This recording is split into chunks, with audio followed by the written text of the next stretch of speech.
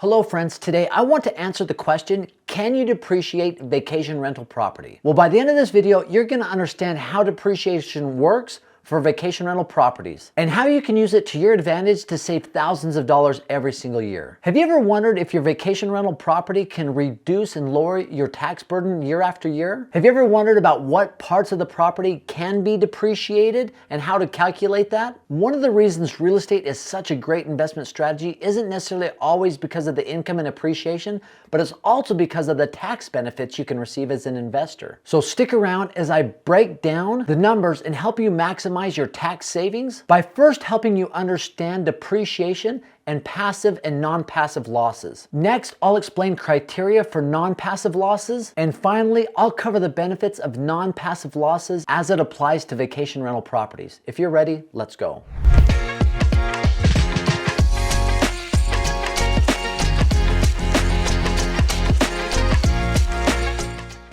Depreciation is an annual income tax deduction. It allows you to recover the cost or the basis of certain property over the time that you use the property. It is an allowance for wear and tear, deterioration, or obsolescence of the property. And many times you're able to shield any taxable income. So first off, there are a few rules to understand when it comes to depreciation. Rule number 1, you can only depreciate the improvements of the building, not the land. Number 2 is with residential, vacation rental properties, or short-term rentals.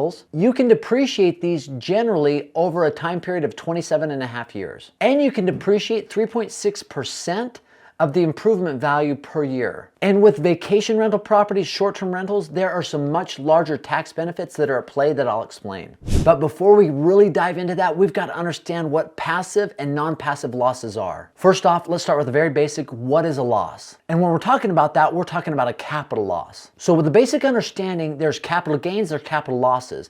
Now, when we're looking at a capital gains, we're saying we bought a piece of property here, we've held it longer than 12 months, and we've sold it for here. So to make numbers easy, if you bought a property for $100,000 and 2 years later you sold it for $200,000, you have a capital gain of $100,000. And that difference is considered a capital gain. Now, obviously a capital loss is the exact opposite of that. If you bought that same property for $100,000 and you sold it for $90,000, you have a $10,000 capital loss.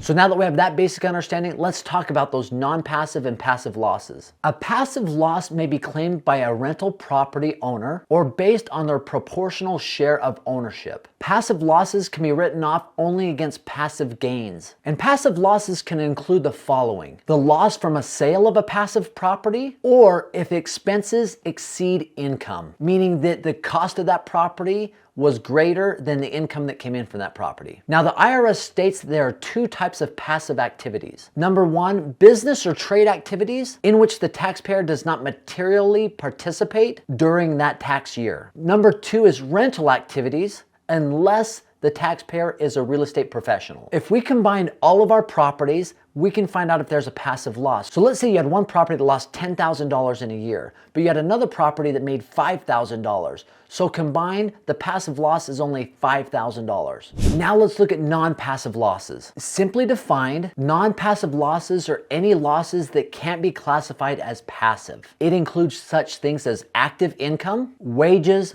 business income, or investment income. Non-passive losses include losses incurred in the active management of a business. So now that we compile all that together, vacation rental properties, short-term rentals are a great way to save money on taxes. But you have to understand the strategy to make them work. And I know that's a lot of stuff to unpack with passive and non-passive losses, but it sets us up to really understand this next piece, which is to show you how vacation rental properties and short-term rentals can really save you a lot of money tax-wise. The goal is to make the income that you get from your short-term rental property or vacation rental property non-passive. As a refresher, non-passive income and losses are those you incur from a business activity in which you are a material participant. Non-passive income is deducted against your active income, and that is where you can reduce your taxes. And that's where short-term rentals, vacation rentals really come in as a dynamic tool to reduce your taxable income. So how do you make your vacation rental non-passive? There's two ways. You can rent your property for an average of 7 days or less. Now, does this mean that you can't have somebody stay at your vacation rental for more than a week? Not necessarily. You can rent your vacation rental property for much longer than that. It's just the average throughout the year has to be where people have stayed there less than an average of 7 days. And for most vacation rental properties, that's usually the case because you're gonna have a lot of stays there that are 2 days, 3 days, 4 days.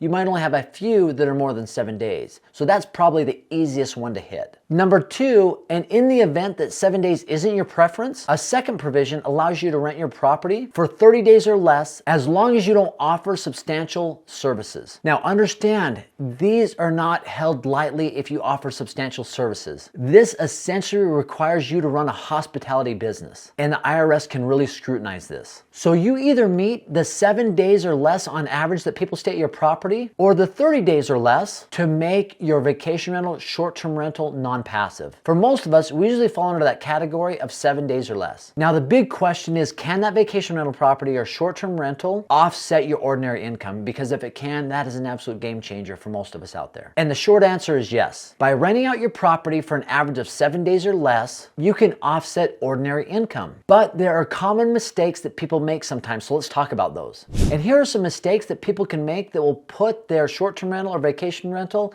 non-passive status at risk. And the first piece has to do with how you utilize your vacation rental property for personal use. If you are going to use your vacation rental property or short-term rental property for personal use, you can only do that for less than the greater of either 14 days or 10% of the total days rented. If you stay there longer than that, your vacation rental, short-term rental property will be considered a residence. Once the property is considered a residence, losses from the property are limited to the income that the property generates, which completely blows the short-term rental, vacation rental loophole. But understand, most of us, if you have a short-term rental, vacation rental property, the whole goal of owning that is to make income. So staying there more than 14 days usually doesn't happen. So most of us fall under the category of being safe when it comes to avoiding that and breaking the short-term rental loophole. It's also important that you don't make the mistake of misrepresenting what a stay is. A stay encompasses any time that a person is lodging at the property for less than the fair market value of the rent. This includes family members, parents, siblings, children. So if you want to rent your short-term rental, your vacation rental property out to friends and family,